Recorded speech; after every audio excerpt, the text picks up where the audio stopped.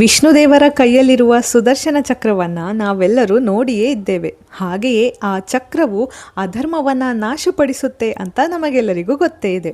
ಆದರೆ ಆ ಸುದರ್ಶನ ಚಕ್ರವನ್ನು ವಿಷ್ಣುವಿಗೆ ಕೊಟ್ಟದ್ದು ಯಾರು ಅಂತ ಯಾವತ್ತಾದರೂ ಯೋಚಿಸಿದ್ದೀರಾ?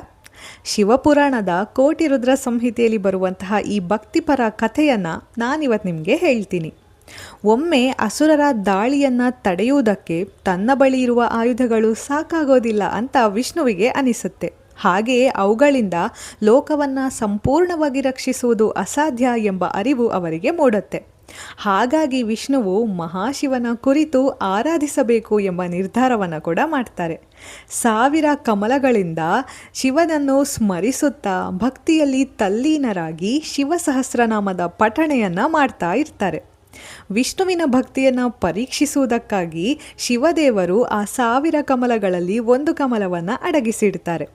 ಪೂಜೆಯ ಕೊನೆಯಲ್ಲಿ ವಿಷ್ಣುದೇವರು ಒಂದು ಕಮಲವು ಕಾಣಿಸದಿದ್ದದ್ದನ್ನು ಗಮನಿಸ್ತಾರೆ. ಅದಕ್ಕೋಸ್ಕರ ಇಡೀ ಲೋಕವನ್ನೇ ಹುಡುಕಾಡ್ತಾರೆ. ಆದರೆ ಎಲ್ಲಿಯೂ ಕೂಡ ಆ ಕಮಲವು ಅವರಿಗೆ ಸಿಗೋದೇ ಇಲ್ಲ. ನಂತರ ತನ್ನ ಕಣ್ಣನ್ನೇ ಜನರು ಕಮಲಕ್ಕೆ ಹೋಲಿಸುವುದು ಅವರಿಗೆ ನೆನಪಾಗುತ್ತೆ. ಹಾಗಾಗಿ ಆ ಒಂದು ಕಮಲದ ಬದಲಾಗಿ ತಮ್ಮ ಕಣ್ಣನ್ನೇ ಶಿವನಿಗೆ ಅರ್ಪಿಸ್ತಾರೆ. ಈ ಭಕ್ತಿಯನ್ನು ಮೆಚ್ಚಿ ಶಿವದೇವರು ಆ ಕ್ಷಣದಲ್ಲೇ ಪ್ರತ್ಯಕ್ಷರಾಗಿ ನಾನು ನಿಮ್ಮ ಭಕ್ತಿಗೆ ಪ್ರಸನ್ನನಾಗಿದ್ದೇನೆ ಅಂತ ಹೇಳಿ ತಮ್ಮಲ್ಲಿದ್ದಂತಹ ದಿವ್ಯ ಆಯುಧವಾದ ಸುದರ್ಶನ ಚಕ್ರವನ್ನು ವಿಷ್ಣುವಿಗೆ ಕೊಡ್ತಾರೆ. ಇಲ್ಲಿ ಸುದರ್ಶನ ಚಕ್ರ ಕೇವಲ ಒಂದು ಆಯುಧವಲ್ಲ, ಅದು ಧರ್ಮವನ್ನು ರಕ್ಷಿಸುವ ಶಕ್ತಿಯಾಗಿದೆ. ಅಧರ್ಮವನ್ನು ನಾಶಪಡಿಸುವಂತಹ ಒಂದು ದಿವ್ಯ ಚಕ್ರವಾಗಿದೆ. ಈ ಕಥೆಯ ಇನ್ನೊಂದು ದೊಡ್ಡ ರಹಸ್ಯವೇನೆಂದರೆ, ಇಲ್ಲಿ ನಿಜವಾದ ಶಕ್ತಿ ಎಂದರೆ ಭಕ್ತಿ, ನಿಜವಾದ ಆಯುಧ ಅಂದರೆ ಸಂಪೂರ್ಣವಾದ ಸಮರ್ಪಣೆ. ಈ ಕಥೆಯು ಶಿವನ ಮಹಿಮೆಯೂ ಹೌದು, ವಿಷ್ಣುವಿನ ಭಕ್ತಿಯೂ ಹೌದು. ಸುದರ್ಶನ ಚಕ್ರದ ವಿಶೇಷತೆಗಳೇನು? ಒಮ್ಮೆ ವಿಷ್ಣುವು ಸುದರ್ಶನ ಚಕ್ರವನ್ನು ಪ್ರಯೋಗಿಸಿದರೆ ಆ ಗುರಿ ಪೂರ್ಣಗೊಳ್ಳುವವರೆಗೂ ಅದು ಹಿಂತಿರುಗುವುದಿಲ್ಲ. ಹಾಗೆಯೇ ಇದು ಕೈಯಿಂದ ಎಸೆಯುವಂತಹ ಒಂದು ಆಯುಧವಲ್ಲ, ಇದು ವಿಷ್ಣುವಿನ ಸಂಕಲ್ಪ ಹಾಗೂ ದೈವಿಕ ಇಚ್ಛೆಯಂತೆ ನಡೆಯುವಂತಹ ಒಂದು ದಿವ್ಯ ಚಕ್ರವಾಗಿದೆ. ಇದು ಕೇವಲ ಶತ್ರು ಸಂಹಾರಕ್ಕಾಗಿ ಬಳಸುವ ಆಯುಧವಲ್ಲ, ಬದಲಾಗಿ ಅಧರ್ಮವನ್ನು ನಾಶಪಡಿಸಲು ಬಳಸುವಂತಹ ಚಕ್ರವಾಗಿದೆ.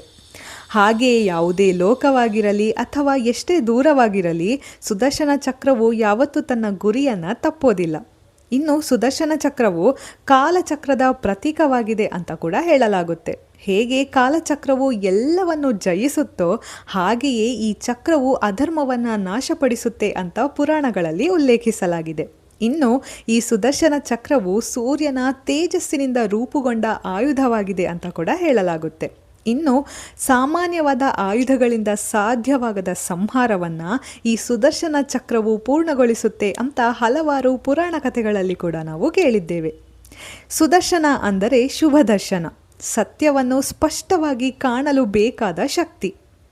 ಇಲ್ಲಿ ಸುದರ್ಶನ ಚಕ್ರ ಅಂದರೆ ಕೇವಲ ಸಂಹಾರಕ್ಕಾಗಿ ಬಳಸಲಾಗುವಂತಹ ಆಯುಧವಲ್ಲ, ಧರ್ಮ, ಜ್ಞಾನ, ಸತ್ಯ ಹಾಗೆಯೇ ದೈವಿಕ ನ್ಯಾಯಕ್ಕೆ ಬಳಸಲಾಗುವಂತಹ ಒಂದು ದಿವ್ಯ ಚಕ್ರವಾಗಿದೆ.